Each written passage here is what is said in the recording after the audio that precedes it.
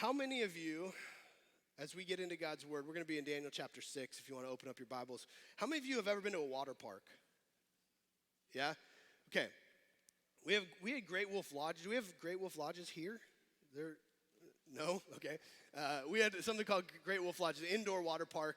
And one of my favorite things at the indoor water park is the lazy river.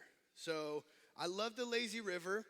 Once you get past like the kid pee infested water, you can enjoy the fact that you can just relax in that bad boy. And so I'll get my inner tube, kick up my feet, and I will just float the current, right? But inevitably, there are those kids. They're usually boys, and they've decided that they're not in the lazy river to relax. That is not why they came to the water park. They don't want to relax at all. In fact, they want to prove to all the girls that are floating around that they can swim against the current. And so they're like paddling. I'm floating around 5 times. They're still in the same place. Like, they're not making any progress whatsoever. They've probably peed in the pool like 3 or 4 times. And all of a sudden, like, I'm passing them, right? The current is taking me where the current wants to go, and they're just getting tired. The parents are like, keep swimming because you're going to sleep good tonight.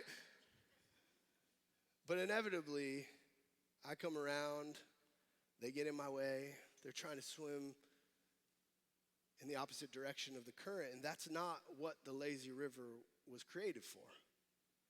The lazy river was created to trust the current, to allow the current to take you where the current takes you, and all we have to do is the heavy lifting of kicking our feet up on the tube and enjoying the ride. I think this is an analogy for life.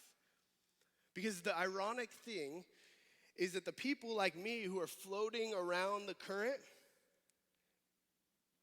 in the lazy river, the ironic thing is that they're the same people who are swimming against the current in life. They look at that promotion, like, I'm going to make it happen. They look at which college they want to get into. I'm going to force my way there.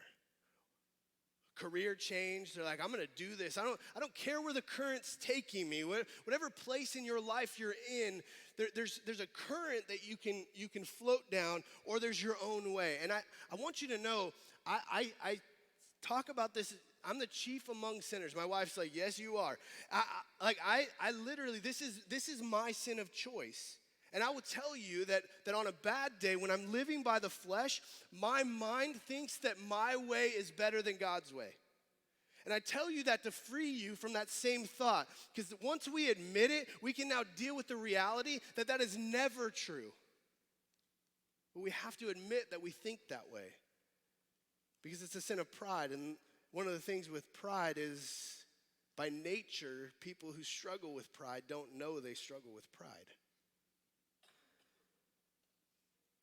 So now that I've admitted my struggles, you can admit your struggles, and now we can go and we can see what God's word says about it. Because Daniel chapter 6 is gonna deal with this idea of what we're called to as followers of Jesus. Because Daniel, he's regarded, if you read through the Bible, it's hard to find a guy. Maybe Joseph, like outside of Jesus, maybe Joseph is the other one you would go to like wear the crown of godliest man in the Bible, right? You look at the life of Daniel, you're like, he is so incredible. I can't believe he did all of these incredibly godly things. But if you look closer, and what we're going to see today in chapter 6, Daniel doesn't do much. He doesn't do much. None of what he accomplished in the book of Daniel is done by his own will or abilities. Everything we see is that it's God behind the scenes willing to work for his glory and for Daniel's good and for the good of the people. So without further ado, open up to Daniel chapter 6. As you do that, I want to take you down a little history. I want to show you a map. This is the setting for the first 6 chapters, or the first 5 chapters really, of Daniel. It's the empire, the Babylonian Empire. This is what it looked like. So we've been talking about the Babylonian Empire. There's been kings who have come and gone in the life of Daniel. At this point, he's 80 years old. And we've seen the Babylonian Empire just steamroll people. They're the ultimate, like penultimate empire in the whole world. Like nobody wanted to mess with the Babylonians. And so this is the setting that the first 5 chapters take place. But something happens in 539 BC. Something that changes our setting. See, chapter 6 is the end of the chronology of Daniel's life. So we still have more chapters in the series, but what we're getting into is prophecy. So we're going to, starting next week, we're going to backtrack in Daniel's life. So chapter 6 ends the chronology, the chronological order of Daniel's life. So in 539 BC, near the end of Daniel's life, not quite at the end, but towards the latter years, something fascinating is going to happen. See, this penultimate empire is going to start noticing this vast empire to its east. See, this Median Empire, you might know it as the Medo-Persian Empire. It's expanding. And it looks at the Babylonian Empire now as something attainable, something that they can take over. And so in 539 BC, that's exactly what happens. And we have this 539 BC, they take over this green territory, which was the Babylonian Empire. And then in 547, a few years before, they take over the orange period. And then 3 years before that, they take over all the purple. And so they're expanding their footprint amongst the region. And so now chapter 6 is going to take place in this context, whereas the first 5 chapters, Daniel was living in a Babylonian empire. So now he's 80 years old, over 80 years old, and he's trying to figure out what does life look like in this new world. Something he had to do decades earlier as he was taken out of Israel into Babylon. He's now once again learning to live in a different exile. Same story, different day. Let's look at Daniel chapter 6. It starts off in verse 1. It pleased Darius to set over the kingdom 120 satraps to be throughout the whole kingdom.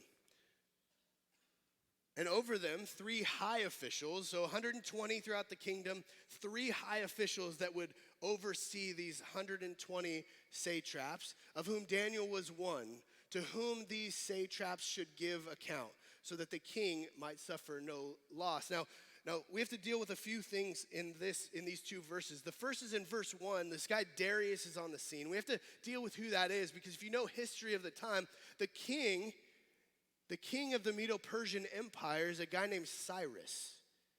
But in verse 1, we have a king named Darius. So how do we bridge the gap? Well, there's two ways we can look at it.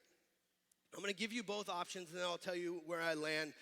Darius, the first option is that Darius is another name for Cyrus. So it wouldn't be uncommon in these days for a king to have a different name in a different region.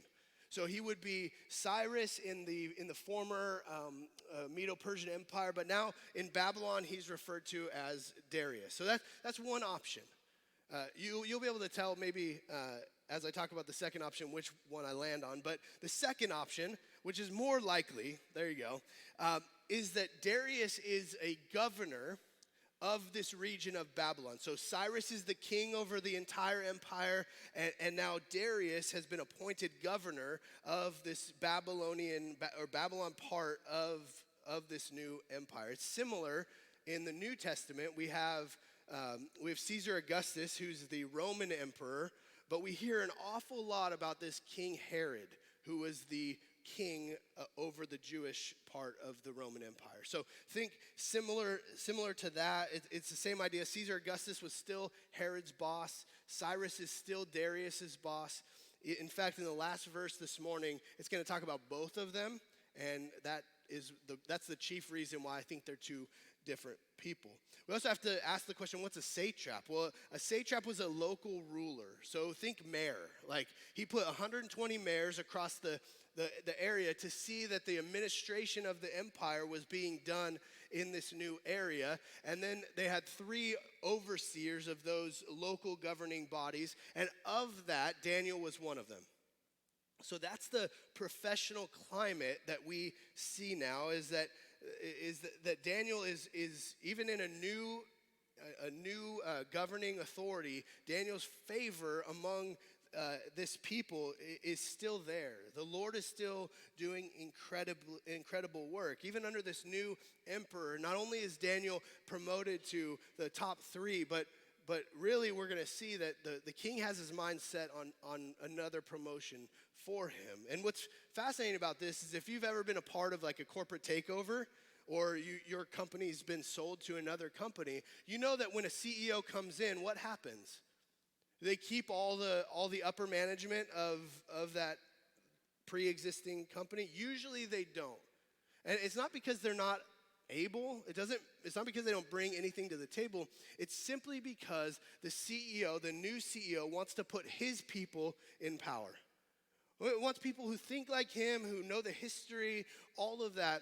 But here, the favor of God transcends the changing of the guard when it comes to this empire, which is fascinating. And one of the reasons why I think we call God the King of Kings, right? He transcends kings. And so here we see the favor of God on Daniel's life in verses 1 and 2. And then the king not only is going to recognize that, but he's going to, like I said, he's going to set aside this plan for Daniel's life in verse 3. It says, then this Daniel became distinguished above all other high officials and satraps, because an excellent spirit was in him, and the king planned to set him over the whole kingdom. Now, was Daniel distinguished above all other because of his abilities? Was he distinguished because of who he was as a person? Was he distinguished because he was just better than them? The answer is yes and no. Daniel was all of those things because an excellent spirit was in him. See, who's driving? It's God. We're going to see time and time again in this section that everything that happens to Daniel is being driven by God. God is the current in Daniel's life. Daniel's walking by the Spirit. He's working unto the Lord. And the king notices. And so he says, you know what, Daniel, I've got a plan for your life. Well, what we know, and I know we've experienced it in our world thousands and thousands of years later, is that success breeds what? Jealousy. Success breeds jealousy. And so it's just really hard. The human condition makes it really hard for people to celebrate the success of another person. And so Daniel's having all of this success, and all of the other people who are in this government, they're starting to get jealous, and they're starting to resent Daniel. He was a foreigner. He was different culture, different language, different God. But also, Daniel was just flat out better than them. And so they're getting jealous that Daniel's getting all this acclaim, all these good things are happening to Daniel. And so they try to dig up some professional dirt on him. They say, if we could just find somewhere where he messed up, that will knock him down a peg or two. And so they go out and they seek this. This is not primarily, they're not looking for sin in his life. They're looking for ways that he's dropped the ball professionally. And sure enough, they couldn't find anything. It reminds me of the New Testament story of Jesus' life, right? The Pharisees, they're looking for ways to discredit Jesus. They try every which way to trap him in some shortcoming. And I mean, he's sinless, so they can't find anything.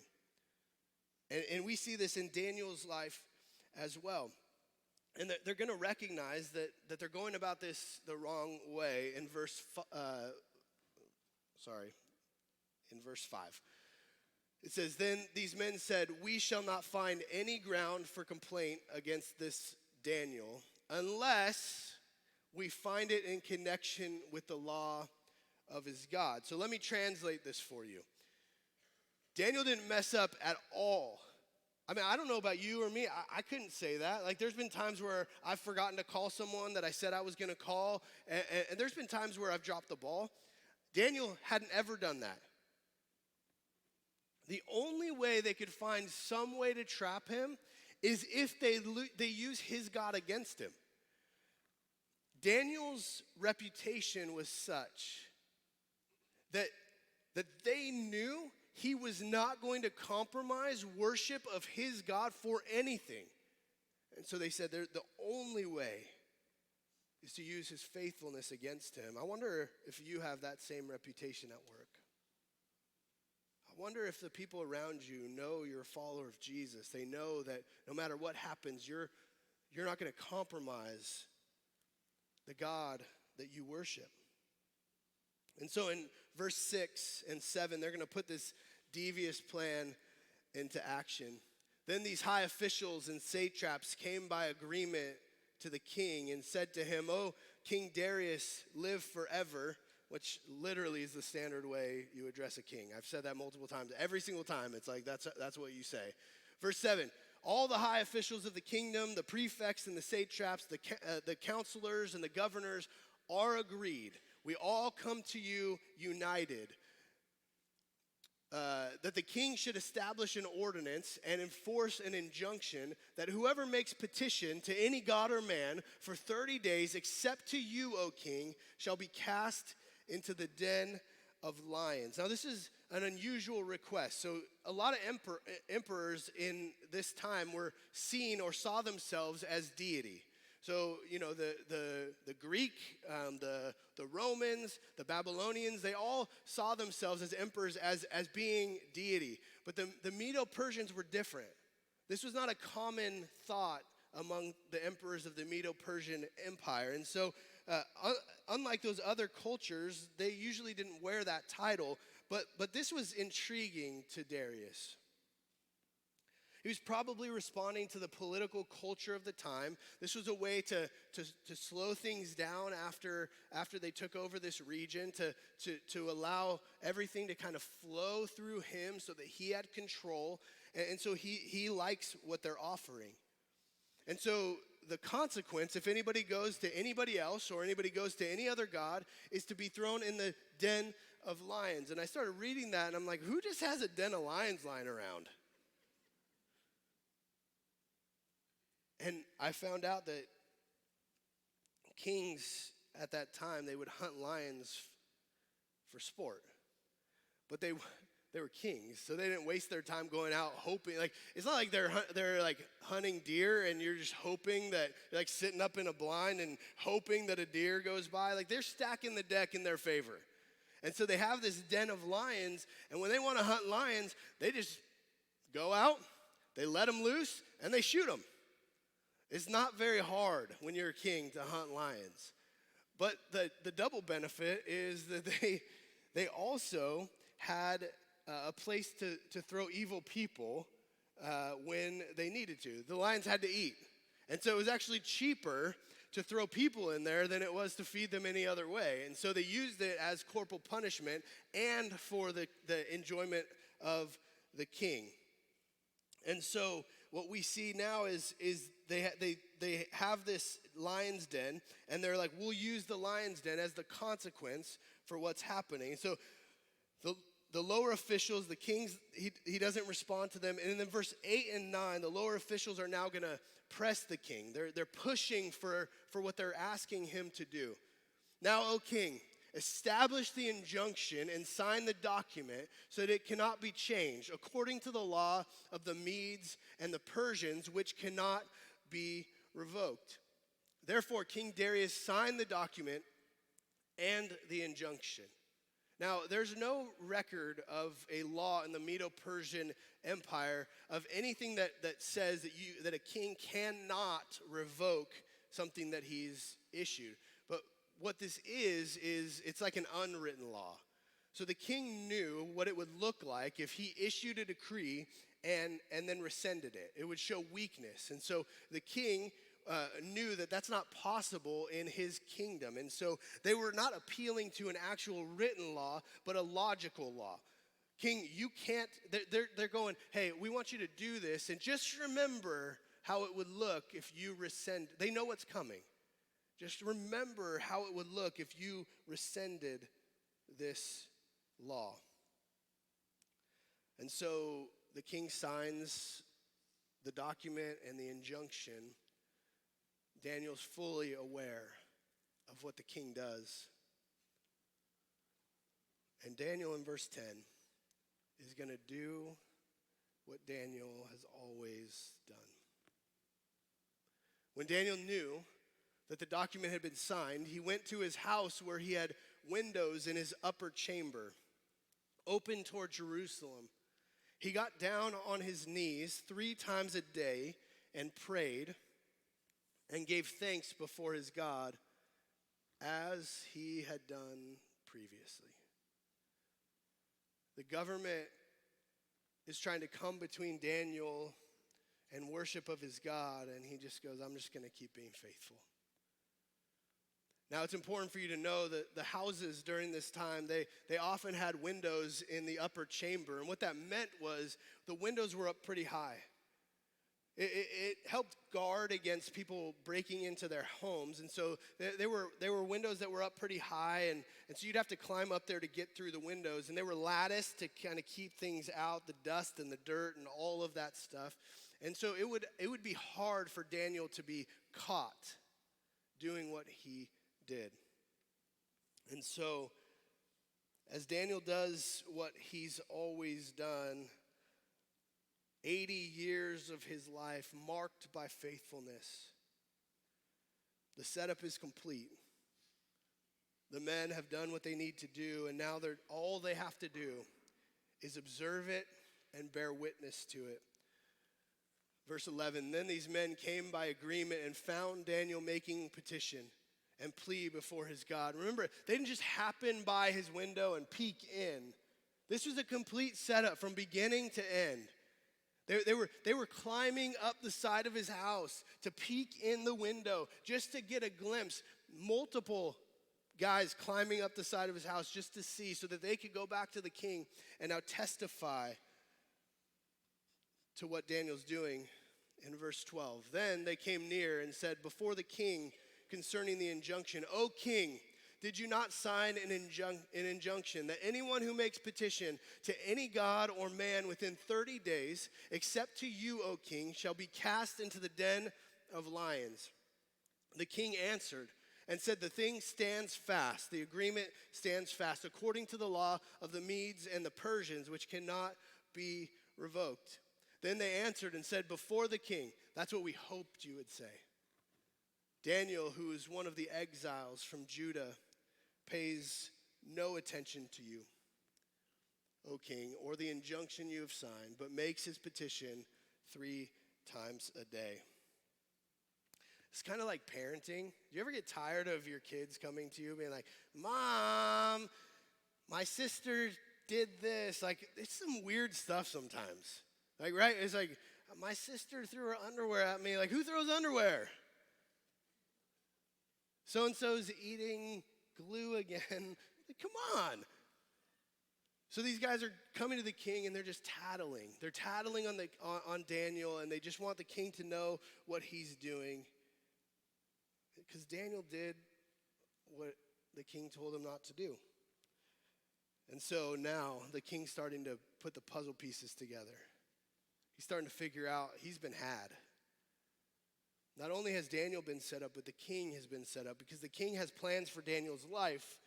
And now, right before him, he sees that he is stuck. Look at verse 14. Then the king, when he heard these words, was much distressed and set his mind to deliver Daniel, and he labored till the sun went down to rescue him. And so the king's jaw just drops.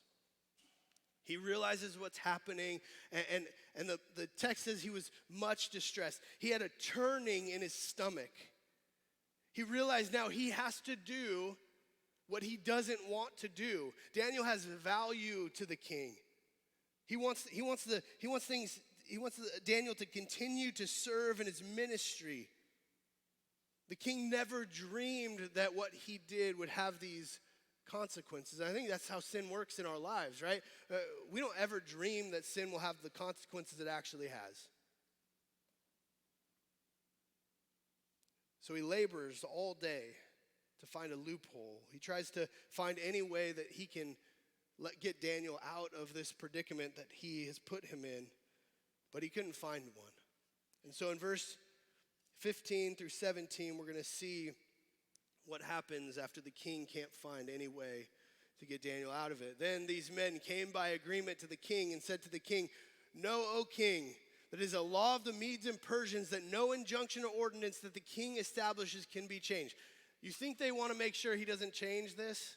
Like they're pretty intent on making sure the king doesn't go back on his word. This is the same thing as them going, look, think about how you will look if you change this law. You can't do it. Daniel's sunk. You have to put him in the den.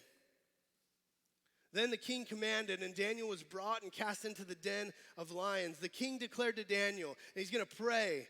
He's going to seek the favor of Daniel's God. May your God, whom you serve, continually deliver you. And a stone was brought, laid on the mouth of the den, and the king sealed it with his own signet and with the signet of his lords, that nothing might be changed concerning Daniel. You know what's interesting about that? What does that make you think of? Jesus, right? The stone rolled in front, the seal, the Roman seal put on the tomb. And what's interesting is, in a minute, we're going to see what happens. But as we get into the next verse, I want you to think, what does Peter call Satan? He says he prowls around like a what? A roaring lion. Okay, think about that as we get into this next section. So then the king returns to his bedroom after he's thrown Daniel into the lion's den. He returns to his bedroom. In verse 18, the king went to his palace and he had an awful night. He spent the night fasting. That's not a religious fast. He just simply couldn't keep food down. He had no appetite. He lost his appetite. There were no diversions. Diversions means entertainment. There was nothing people could do to cheer him up, and he couldn't sleep. He had no ability to rest, knowing Daniel was where Daniel was. And so it's probably the longest night the king has had in quite some time. He's counting down the minutes, and then morning comes. Then at the break of day, the king arose and went in haste to the den of lions. As he came near to the den where Daniel was, he cried out in a tone of anguish. He's reeling. This is not a hopeful cry. He doesn't expect Daniel to respond. The king declared to Daniel, "O Daniel, servant of the living God, has your God whom you serve continually been able to deliver you from the lions?" So as soon as the sun came up, he runs, similar to Jesus in the tomb, right? We're experiencing similarities in the story. As he came near, his whole body tenses up, hoping somehow, some way, Daniel might have made it through the night. He says, "This God that you serve so diligently, is he able to deliver you?" They had a law back then. It was called the innocence by ordeal law, which meant if you were declared guilty and subject to corporal punishment in whatever form or fashion you have to go through, if the gods deliver you from that, you're pronounced innocent. It doesn't matter if you did it or not, but if somehow the gods got you out of that death, lethal injection chair or den of lions or fiery furnace, you're considered innocent. And so he's hoping that if his God intervenes, that he can just restore Daniel to where he was. And he's hoping that this ordeal proves Daniel's innocence. And then he's going to hear in verse 21, and this is where I want you to think about Satan being a lion. Then Daniel said to the king, "O king, live forever. My God sent his angel and shut the lions' mouths, And they have not harmed me because I was found blameless before him. And also before you, O king, I have done no harm.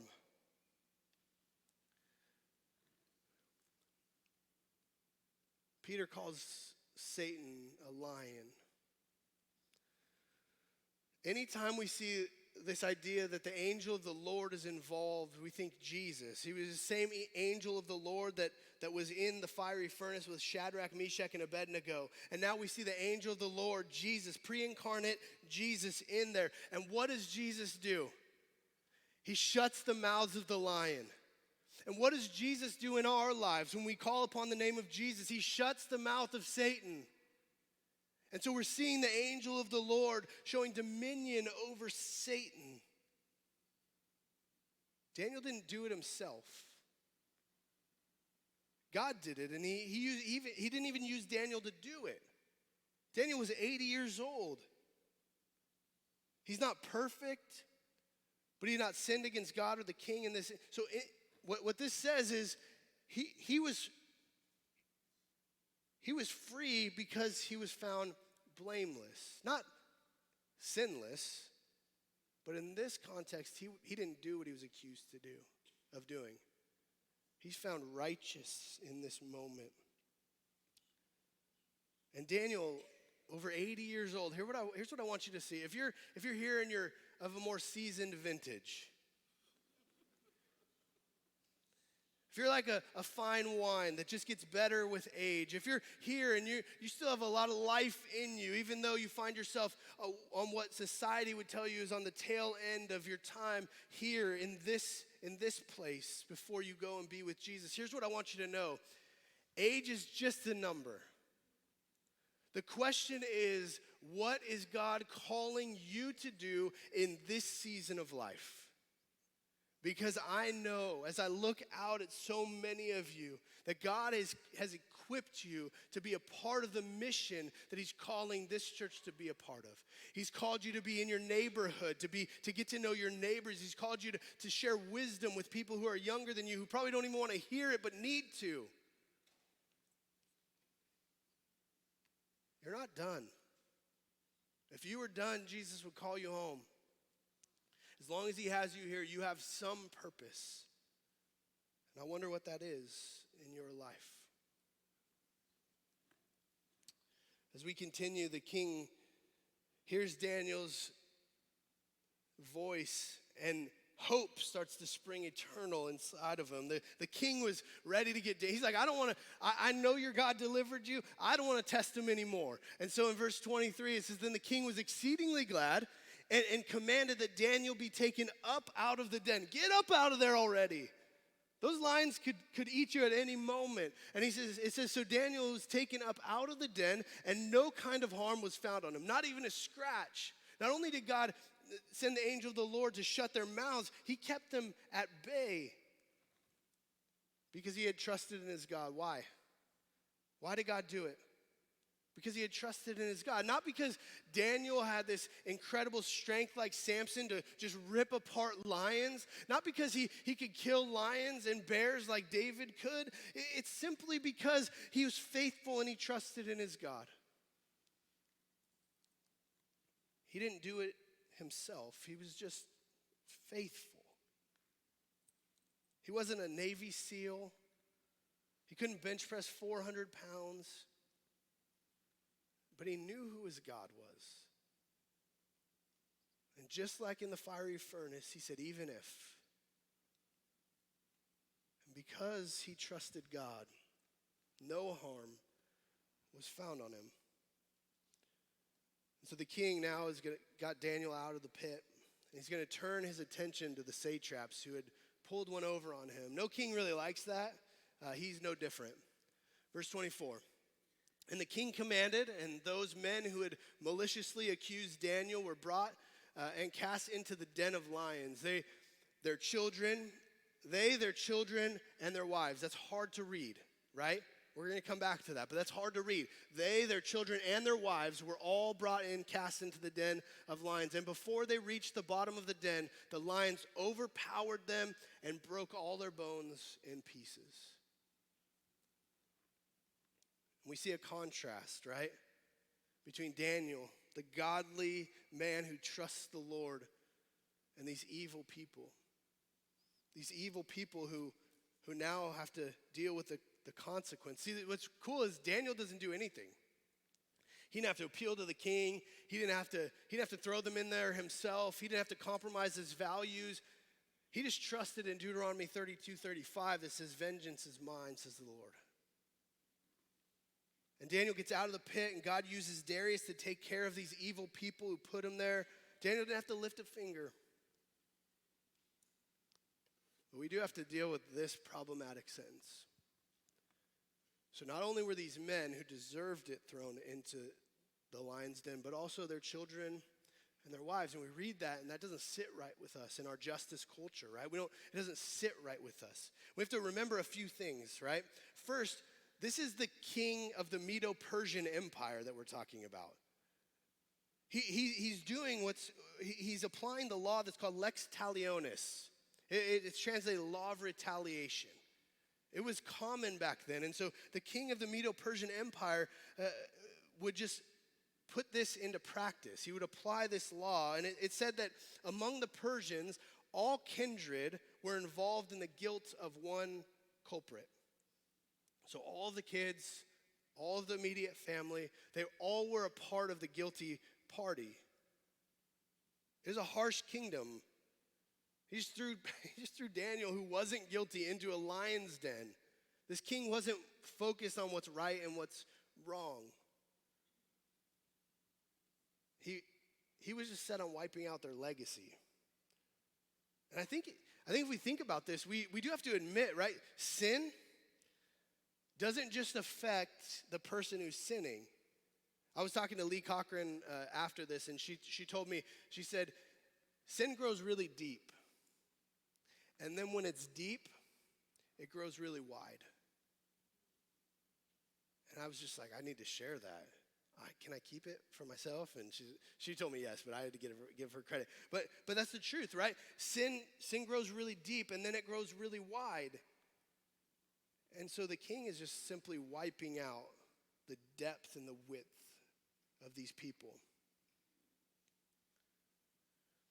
And then in verse 25 and following, after those evil people have been dealt with, the king is going to now turn his attention back to Daniel and his God. Then the king Darius wrote, "To all the peoples, nations, and languages that dwell in all the earth, peace be multiplied to you. I make a decree that in all my royal dominion, people are to tremble and fear before the God of Daniel. For he is the living God, enduring forever. His kingdom shall never be destroyed, and his dominion shall be to the end. He delivers and rescues. He works signs and wonders in heaven and on earth. He who has saved Daniel from the power of the lions." So this Daniel prospered during the reign of Darius and the reign of Cyrus the Persian. And the theme of Daniel continues. Kings have issues. God uses Daniel to solve the problem. And the kings end up worshiping or praising the God of Daniel. And even in this circumstance, Darius takes it a step further. And now, not only is he personally praising God, but he's sending out a decree that all of his people will do the same. And Daniel, over 80 years old, he continues to work in Darius's government. He works about another year doing the Lord's work in exile.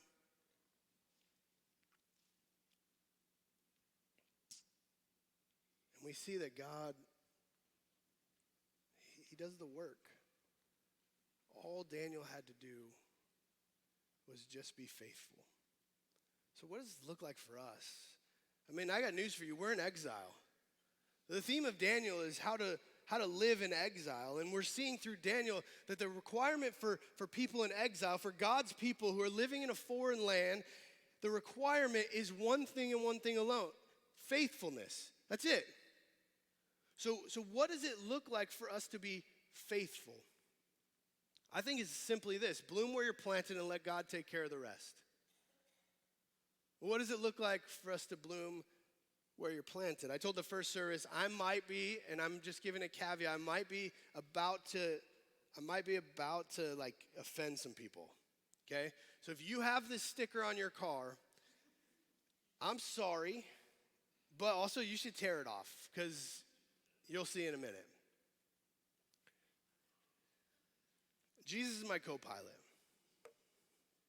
I can't tell you how much I hate this statement. It's a really catchy phrase and really terrible theology, right? Because what this says is, I run my decisions by Jesus, but I still do what I want. What this says is, I'm the captain and Jesus is my co-pilot. Like, we ride side by side, but ultimately I do what I want. I just sometimes see what he thinks about it. So really catchy phrase, right? Jesus is my co-pilot. It's easy to get people to go, yeah, amen. Until you realize what it is. See, in the life of Daniel, what we see is that Jesus is not Daniel's co-pilot. He's the captain. And Daniel is not the co-pilot. He's more like a flight attendant. See, here's what I mean by that. Jesus, God, takes Daniel where he wants to take him. Daniel's just focused on serving people along the way. God's driving, flying the plane. Daniel's just going, hey, wherever we're going, I'm just going to be faithful. I'm just going to serve people. What do you want to drink? What do you want to drink on this flight? You want some Sprite? You want some ginger ale is the drink of flights, by the way. Like, you have to have ginger ale on a flight. Amen? Okay. He's just like, hey, I'm going where the pilot leads. I'm just going to serve people along the way. You got kids on the flight, I'm going to pick up all of their junk they leave behind. You need something to drink, I'm going to give it to you. You want some gross food? Here you go. And I think if this is our mentality, then we're not focused on blooming where we're planted. We're focused on changing where we're planted. And I want you to know, like, I'm not a great gardener. I'm actually really bad. I've never grown anything that, like, other than raspberries that seem to give fruit no matter what, at least in California. I just kill things. Like, I'm horrible. Some of you have farms and some of you are great, have green thumbs. That's not me. I will eat your fruit, but I will not grow it for you. So, but one of the things that I love about plants is you plant them and they just stay. Like, you're not going to worry about going to bed one night, waking up or going to bed one night with a tree that you planted in the front yard, and then you wake up the next morning, it's in your backyard. Like, that would be very strange. Something demonic's going on there. But you're not worried about that happening because plants stay where they're planted. You plant them where you think would be best, and if you don't kill them first, they just stay there. So back to Daniel's life. He finds himself in exile in Babylon. Is that where Daniel wanted to be planted? No. But he finds himself planted there. And so he trusts the God of the Bible, and he goes, you know what, this is not, if you ask Daniel, he'd say, I want to be planted back in Israel. But here's the deal, I'm not. And so I'm just going to bloom where I'm planted. And he serves the empire of the Babylonian Empire. And then, near the end of his life, the Medo-Persians come in and they take over. And he's got to learn a whole new language. He's got to learn a whole new culture. Do you think that's where he wanted to be planted at the tail end of his life? No. But what does he do? He blooms where he's planted. The message of Daniel is not decide where you want to be planted and plant yourself there. It's, do you trust God enough for him to determine where you're planted? And are you willing to bloom where he has you? So what does it look like for us to bloom where we're planted? I think it's faithfulness. In exile, we're called to be faithful. The text says that Daniel was faithful, that God took care of the rest, and that Daniel accomplished some of the greatest things we've ever seen. And I know that there are people who are like me here today who are always focused on what we can do. How can we get ahead? What can we achieve? There's some people who don't care about achieving anything. I don't understand you. But for us, it's always what can we do? What can we achieve? I want to carry the burden of making things happen. I want to be the one who causes the good things to happen in my life. I live sometimes by the motto when I'm in the flesh, if I can just do more. But when we do this, we take on the role of God in our lives. And the problem is we take on the role of God without the omniscience, without the omnipotence, without the omnipresence. We take on the role of God, but we're not God. It made me think of Exodus chapter 14 as we wrap up. The Israelites were gearing up to cross the Red Sea, the Egyptians closing in on them from behind. And these were Moses' words to a fearful nation. And Moses said to them, "Fear not." Easier said than done. "Stand firm and see the salvation of the Lord, which he will work for you today. For the Egyptians whom you see today, you shall never see again." And those Israelites were probably wondering, okay, but what do we have to do? What's our role in this? Do we have to turn around and fight these Egyptians? We'll never win. And Moses continues in verse 14, "The Lord will fight for you, and you have only to be silent." Now, implicit in that verse is you just have to be silent and walk across dry land. They did have something to do. It was be faithful to what God has already put in front of you. He's parted the Red Sea. He's made a way for you. You have to walk that. But you don't have to part the sea. You don't have to deal with the Egyptians, because as soon as you walk through on dry ground, you're going to turn around and those Egyptians are going to come through and the waves are going to crash on them and you're never going to see them again. You don't have to raise a sword. You don't have to do anything.